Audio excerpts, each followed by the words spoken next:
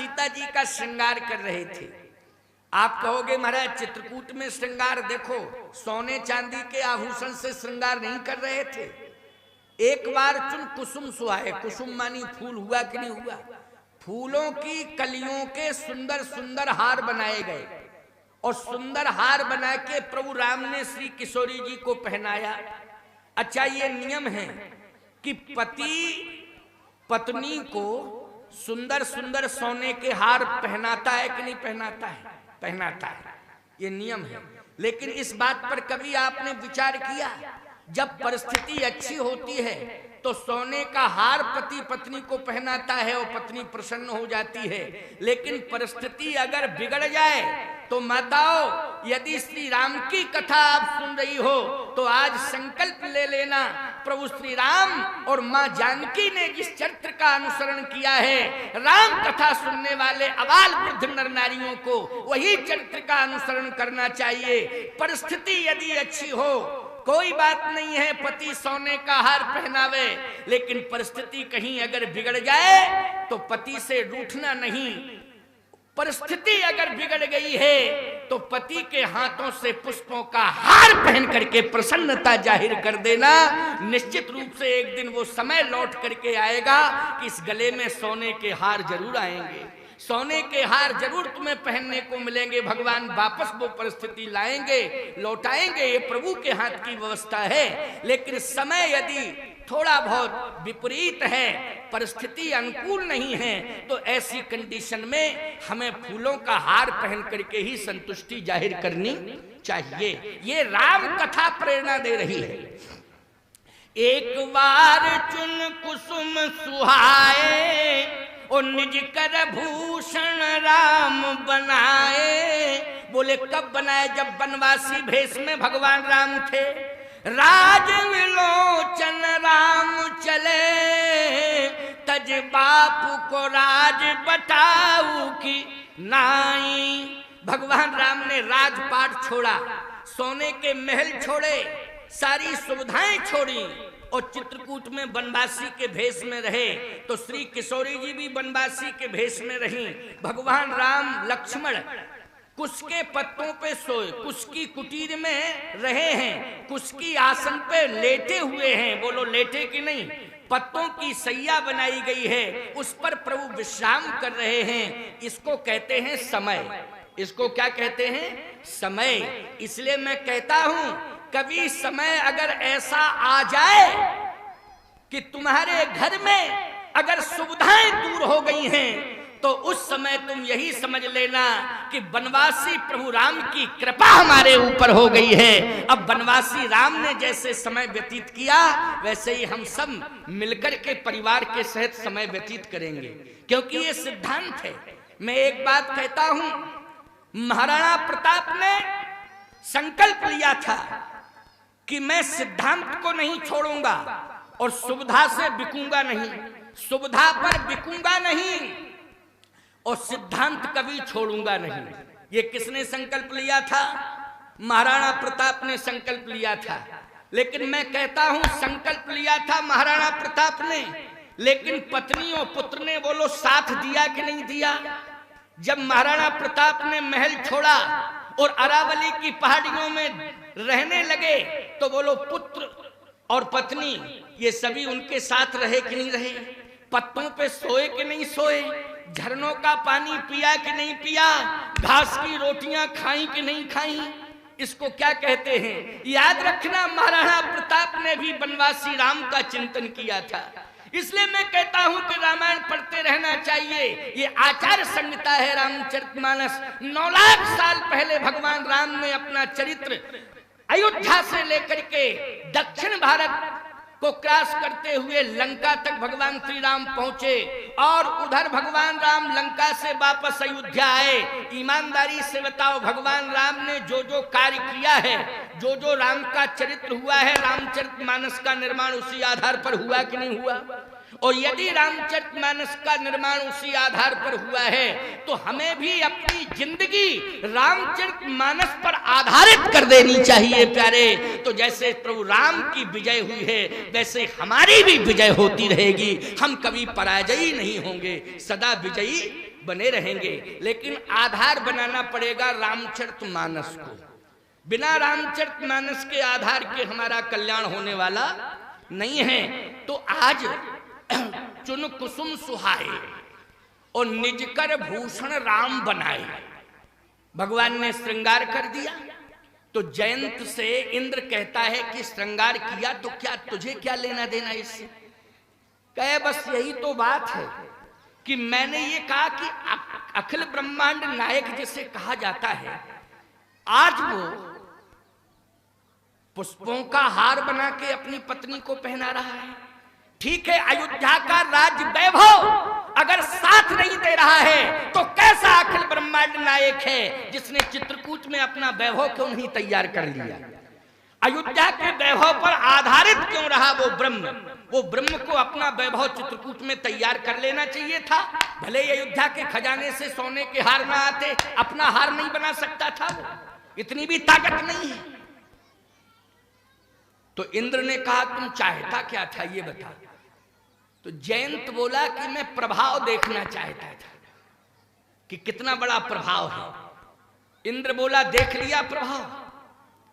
कहे अब मैं आपका प्रभाव देखना चाहता हूं। देखो ये कितनी बड़ी बेवकूफी है उसकी। कहता है अब मैं आपका प्रभाव देखना चाहता हूं। देखो परमात्मा प्रभु राम है परम पिता और इंद्र है पिता, बोलो है कि नहीं? लेकिन बेटा कहता है कि बाप से कि परमात्मा को चैलेंज दो। कितना मूर्ख नालायक बेटा है, बोलो भाई, जो ये कह रहा है कि ईश्वर को परमात्मा को चैलेंज दो। इसका यही अर्थ होता है कि नहीं होता है? बोलो भाई, कि अब मैं आपका प्रभाव देखना चाहता हूं। उनका प्रभाव तो मैंने देख लिया, लेकिन आपका प्रभाव देखना चाहता हूं कि आपका कितना बड़ा प्रभाव है। इससे सिद्ध हुआ को संस्कारी बेटा है जो बाप से भी कह रहा है कि चैलेंज दो, परमात्मा को चैलेंज दो। महाभारत में बोलो दुर्योधन ने यही कहा था धृतराष्ट्र से कि नहीं? बोलो कि पांडवों को चैलेंज दो। बोलो दुर्योधन ने क्या कहा था धृतराष्ट्र से? पांडवों को चैलेंज देना है। ईमानदारी से बताओ, पांडवों को चैलेंज देने का मतलब है परमात्मा को चैलेंज देना। बोलो है कि नहीं? क्योंकि पांडवों की संपूर्ण कमान को कौन संभाले थे? बोलो भैया, कृष्ण भगवान संभाले थे। बोलो संभाले थे कि नहीं? और जब भगवान स्वयं संभाले हैं तो इसका मतलब है कि दुर्योधन कहता है कि परमात्मा को चैलेंज देना है। लेकिन सावधानी से सुनना, धृतराष्ट्र चूक गया क्योंकि अंधा था आंखों से। लेकिन इंद्र सफल हो गया, इंद्र सफल हो गया क्योंकि धृतराष्ट्र ने दुर्योधन की बात मान ली, इसलिए महाभारत हो गया। और इंद्र ने जयंत की बात नहीं मानी, इसलिए रामचरितमानस का विस्तार हो गया। बोलो विस्तार हो गया कि नहीं रामायण का? नहीं तो रामायण वहीं क्लोज हो जाती कि नहीं हो जाती? बोलो भाई, सीधी सी बात, युद्ध करना था किससे? राक्षसों से, दैत्यों से युद्ध करना था राम को। लेकिन युद्ध देवताओं से होता कि नहीं होता? बोलो होता है युद्ध कि नहीं देवताओं से? और देवताओं से युद्ध होता तो सारी दुनिया कहती लो प्रतिज्ञा ये की थी निश्चरहीन करो मही भुज उठाए प्रणकीन सकल मुनन के आश्रमन जाए जाए सुख दीन। निश्चरहीन करो मही भुज उठाए प्रणकीन। और कहा था सुनहु सकल, देव भगवान ने कहा था सुनो ऋषि मुनि महात्माओं, हम वचन दे रहे हैं आपको क्या कि तुम ही लाग धरी हो नर वैसा जन डर पहु मुनि सिद्ध सुरेशा। सुरेशा का मतलब इंद्र हुआ कि नहीं हुआ? जन डर पहु मुनि सिद्ध सुरेशा और तुम ही लाग धरी हो नर भेसा। चिंता मत करो इंद्र, घबराने की जरूरत नहीं है, हम तुम्हारे कारण ही आ रहे हैं और हम दैत्यों से युद्ध करेंगे। तो सारी दुनिया कहती कि दैत्यों से युद्ध तो नहीं किया, सीधा इंद्र ही से युद्ध शुरू कर दिया। बोलो इंद्र से। और ये जयंत क्या चाहता है? बोलो युद्ध कराना चाहता है कि नहीं कराना चाहता है? तभी तो कहता है अपने बाप से कि अब हम तुम्हारा प्रभाव देखना चाहते हैं कि तुम में कितनी बड़ी ताकत है। परमात्मा के बाण में ताकत है कि तुम्हारे वज्र में ताकत है, ये मैं देखना चाहता हूं। समझदार निकल गया। और जगह पर तो इंद्र का चरित्र कलंकित है। और जगह पर तो इंद्र का चरित्र ऊंच निवास नीच करतूती देख न सकई पराई विभूति, ये इंद्र का करैक्टर है। लेकिन यहां पर इंद्र का करैक्टर प्रशंसनीय हो गया, यहां इस बिंदु पर। कैसे? गोस्वामी जी कहते हैं, उसी समय धर निज रूप गए पितु पाही, राम विमुख राखा तहीं नाही। निकल जाए यहां से। एक बात भी मैं नहीं सुनना चाहता हूं। परमात्मा से लड़ूं मैं, ईश्वर से लड़ूं, मेरा वज्र फैल है, ये वज्रज कुछ काम नहीं करेगा। ईश्वर की सत्ता के आगे बोलो कोई शस्त्र काम कर सकता है क्या? हट जा यहां से, निकल, भाग यहां से। और अगर नहीं भागेगा तो ये वज्र तेरे ऊपर चला दूंगा। अब दौड़ा भागा, इससे सिद्ध हो रहा है प्यारे कि पिता ने भी, माता पिता ने भी साथ नहीं दिया। बस प्रसंग सुनते जाना, एक एक पॉइंट पर बोल रहा हूं। माता पिता बोलो, माता पिता साथ दे पाए? नहीं दे पाए ना। कौन साथ दे सकता? आप कहो ब्रह्मा। ब्रह्मा में बड़ी ताकत है। ब्रह्म धाम शिवपुर सब लोका। बोलो भाई, ब्रह्मा के यहां गया कि नहीं गया? गया ब्रह्मा के यहां। और जैसे ब्रह्मा के यहां पहुंचा, क्योंकि मैं बता रहा हूं कि किसमें कितनी ताकत है। ब्रह्मा जी के यहां पहुंचा, ब्रह्मा जी से कहा त्राहिमाम त्राहिमाम, रक्षा करो रक्षा करो।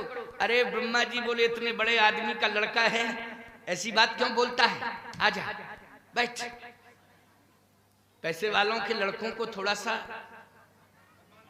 प्रोत्साहन दिया जाता है ना, प्रोत्साहन दिया जाता है, रिस्पॉन्स दिया जाता है उनको। बैठो बैठो बैठो। हाँ, तो कहे बैठो बैठो बैठो। अरे कहे बैठे कि मरे? तुम बैठने की बात कर रहे हो, कैसे? कहे पीछे तो देखो कितना बड़ा खतरा है। ब्रह्मा जी बोले, खतरा सब टल गया, अब तू मेरे पास आ गया, खतरे उतरे से मत डर, आजा मेरे पास। और जैसे ही आगे बढ़ा जयंत, तो पीछे से ब्रह्माणी ने कहा थोड़ा पीछे भी तो देख लिया करो कि क्या है मैटर। और जैसे ब्रह्मा जी ने पीछे देखा तो वो तो भगवान का बाण था, तो ब्रह्मा कांप गया। कहे एक बात बताओ जयंत, ये तो भगवान का बाण है। कहे हाँ है। तो अयोध्या से आए हो तुम क्या? कहे अयोध्या से नहीं, हम चित्रकूट से आए हैं। अच्छा अच्छा। ब्रह्मा जी बोले, वो तो चित्रकूट में रह रहे हैं, लेकिन ये बाण कैसे चलाया तेरे पीछे? भगवान का बाण जाता नहीं है किसी के पीछे, और यदि चला जाए तो उसकी खैर नहीं, उसकी खैर नहीं। और बाण तेरे पीछे आ गया। सही बताओ मैटर क्या है? जल्दी बोलो। कहे मैटर यह है कि मैंने सीता जी के चरण में प्रहार कर दिया। प्रहार कर दिया? कहा? कहे सीता जी के चरण में प्रहार कर दिया। ब्रह्मा जी ने कहा कमंडल लाओ, इसकी खोपड़ी में मारूं जिससे ब्रेन हेमरेज हो जाए, भाग यहां से। और जैसे ब्रह्मा जी कमंडल उठाने लगे, भागा ये। अब इसका मतलब है कि ना तो माता पिता ने संरक्षण दे पाया और ना ही ब्रह्मा ने। समझ गए कि नहीं? अब इसने सोचा कि भगवान शंकर उनकी शरण में जाएं, तो शंकर जी की शरण में पहुंचने पर भगवान शंकर हमारी रक्षा करेंगे। तो ब्रह्म धाम शिवपुर, शिवपुर का मतलब शिवपुरी शिवपुर नहीं, नहीं तुम शिवपुरी शिवपुर समझ जाओ। शिवपुर मानी है कैलाश, शिवपुर मानी क्या है? कैलाश है। ब्रह्म धाम शिवपुर, शिवपुर मानी कैलाश पहुंचा। और जैसे ही कैलाश पर्वत पर पहुंचा, भगवान भोलेनाथ बैठे हुए थे। त्राहिमाम त्राहिमाम, रक्षा करो रक्षा करो। भोले बाबा ने कहा आओ जयंत, क्या हाल है, ठीक हो? जयंत बोला ठीक ही तो नहीं है, इसलिए तो आपके पास आए। एक बात बताएं, जब आदमी ठीक होता है तो फिर घर में रहता है कि नहीं? और ज्यादा से ज्यादा अगर घर में नहीं है, मन थोड़ा सा बहलाना है तो ससुराल पहुंच जाता है नहीं? चलो भाई ससुराल चलें, ठीक है ना? ससुराल से चलता है तो बीच में रिश्तेदारों के यहां हो लेता है। लेकिन एक बात बताएं, भगवान के यहां तो तभी जाता है जब कोई समस्या आ जाती है। बोलो भाई, जब कोई समस्या आ जाती है तो भगवान के पास कहे समस्या ही तो आ गई इसलिए आपके पास आया हूं।